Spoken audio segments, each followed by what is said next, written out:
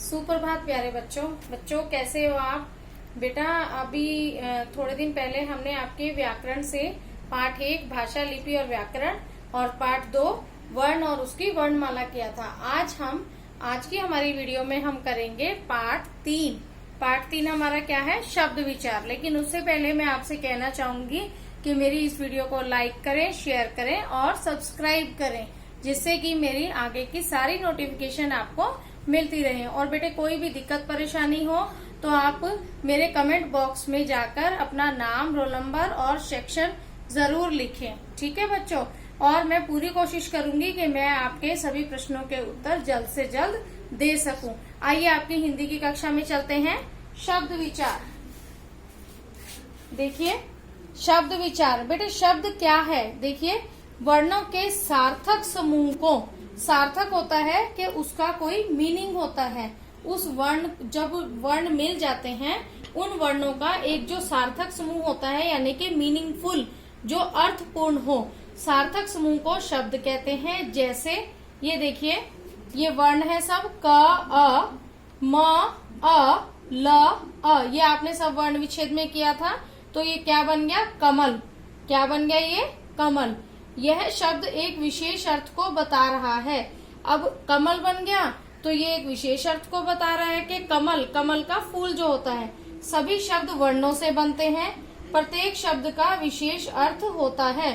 प्रत्येक शब्द का अपना एक विशेष अर्थ होता है, ये आप सभी जानते हैं। अब देखिए पद क्या कहलाते हैं। पद जो होते हैं, शब्दों के योग से वाक्य बनते हैं। शब्दों को जोड़ जोड़ कर, अगर मैं आपको शब्द दे दूं कक्षा, पढ़ता, राम, है, मेरी, तो आप इनको जोड़ लेंगे ना, आप सभी जोड़ लेंगे ना इन शब्दों को।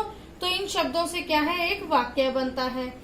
जब शब्दों का प्रयोग वाक्यों में किया जाता है, जब दिए हुए शब्दों का प्रयोग वाक्यों में किया जाता है, तब वो क्या कहलाते हैं, पद कहलाते हैं। एक बार दोबारा रिपीट करते हैं हम सब। मैंने आपको करवाया कि शब्द किसे कहते हैं और पद किसे कहते हैं, ठीक है। वर्णों के सार्थक समूह को शब्द कहते हैं। सार्थक मैंने क्या बताया, मीनिंगफुल, जिसका अर्थ होता है।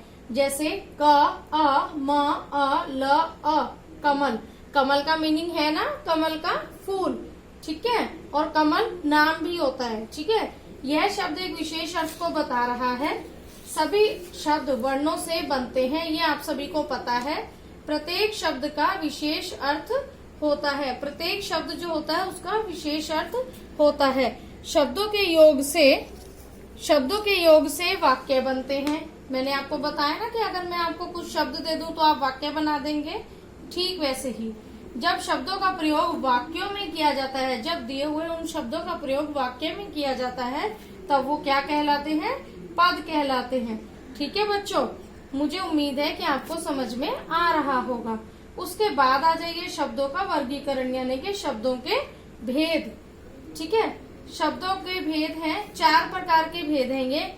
उत्पत्ति के आधार पर, नंबर 1 उत्पत्ति के आधार पर, नंबर 2 रचना के आधार पर, नंबर 3 अर्थ के आधार पर, नंबर 4 प्रयोग के आधार पर, ठीक है। ये अब आप सभी जब मेरी वीडियो देखेंगे तो साथ साथ में बोलेंगे। नंबर 1 उत्पत्ति के आधार पर, नंबर 2 रचना के आधार पर, नंबर 3 अर्थ के आधार पर, नंबर 4 प्रयोग के आधार पर।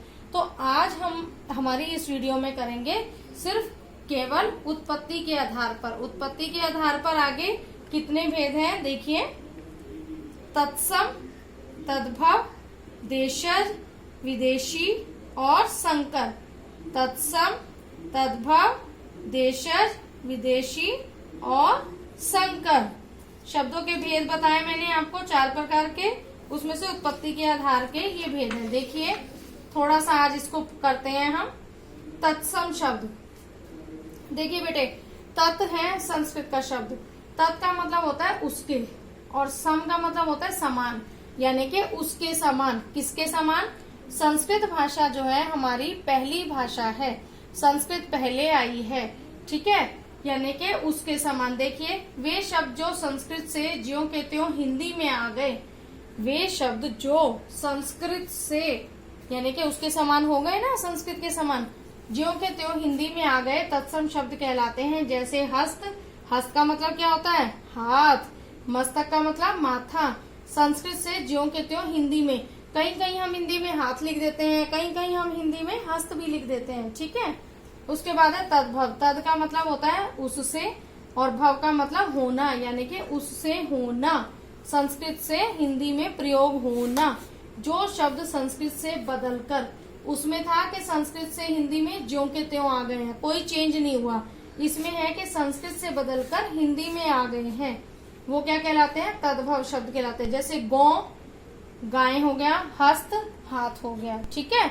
मैंने हस्त दोबारा इसीलिए लिया ताकि आपको समझ में आए कि संस्कृत से हिंदी में प्रयोग हुआ है, संस्कृत से बदलकर हिंदी में प्रयोग हुआ है। देशज, जो शब्द देश के विभिन्न प्रदेशों में प्रचलित आम बोलचाल की भाषा के शब्दों से आए, जो हम आपस में बोलते हैं ना आम बोलचाल की भाषा, उससे आए, ठीक है। इसके उदाहरण है पगड़ी और पैसा। पगड़ी और पैसा ये वाले हैं बेटा इसके उदाहरण। ये मैंने सर्कल कर दिया है क्योंकि यहाँ पर थोड़े से ये कटिंग हो गई है तो इसलिए, ठीक है। उसके बाद है हमारा विदेशी शब्द। विदेशी क्या है? जो शब्द हिंदी या संस्कृत से नहीं, विदेशी की सीधी सीधी डेफिनेशन है कि जो शब्द ना तो हिंदी से आए ना संस्कृत से, बल्कि अंग्रेजी से आए, अरबी से आए और फारसी आदि भाषाओं से आए। देखिए इसीलिए मैंने अंग्रेजी, अरबी और फारसी का ही एक एक शब्द ले लिया है उदाहरण के तौर पर। जैसे स्टेशन अंग्रेजी का है, किताब अरबी का है और नमक जो है फारसी का है।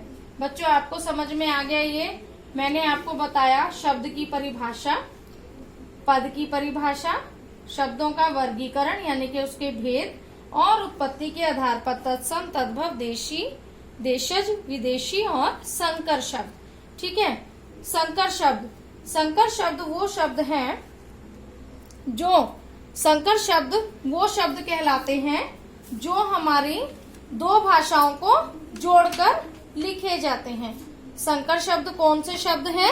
जो हमारी भाषाओं को जोड़कर लिखे जाते हैं। देखिए मैं आपके सामने ही ये लिख रही हूं, संकर शब्द, ठीक है, जो दो भाषाओं को जोड़कर, दो भाषाओं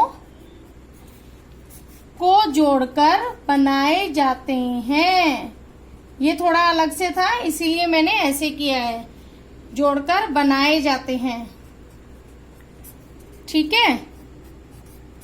इसके उदाहरण हैं जैसे रेलगाड़ी, रेल जमा गाड़ी, ये दो भाषाओं को जोड़कर बना है, ठीक है। तो ये हो गए हमारे तत्सम, तद्भव, देशज, विदेशी और संकर शब्द, ठीक है। मैं उम्मीद करती हूँ आपको समझ में आ गया होगा। उसके बाद आइए नजर डालते हैं आपके गृह कार्य पर। बहुत थोड़ा सा है, ज्यादा नहीं दे रही हूँ। मेरे डिस्क्रिप्शन बॉक्स में एक लिंक मिलेगा, उसमें क्लिक करेंगे आप तो पीडीएफ में आपको ये मिलेंगे 2 प्रश्न। शब्द किसे कहते हैं इसकी परिभाषा आपने लिख देनी है जो मैंने वीडियो में आपको समझाई है। उसके बाद उत्पत्ति के आधार पर शब्द के कितने भेद हैं उनके नाम बताइए। उत्पत्ति के आधार पर शब्द के कितने भेद बताए मैंने आपको? 4 भेद बताए। Very good. कितने भेद बताए? 4। तत्सम, तद्भव, देशी, विदेशी, देशज, विदेशी और संकर शब्द, ठीक है। और शब्द की परिभाषा मैंने क्या बताई आपको? वर्णों के सार्थक समूह को शब्द कहते हैं, यानी कि जिसका कोई अर्थ निकले। तो बेटे आपको कोई भी दिक्कत परेशानी हो या कोई समस्या हो तो आप मेरे कमेंट बॉक्स में जाकर पूछ सकते हैं। मैं कोशिश करूंगी कि जल्दी से जल्दी आपके प्रश्नों के उत्तर दूं। धन्यवाद।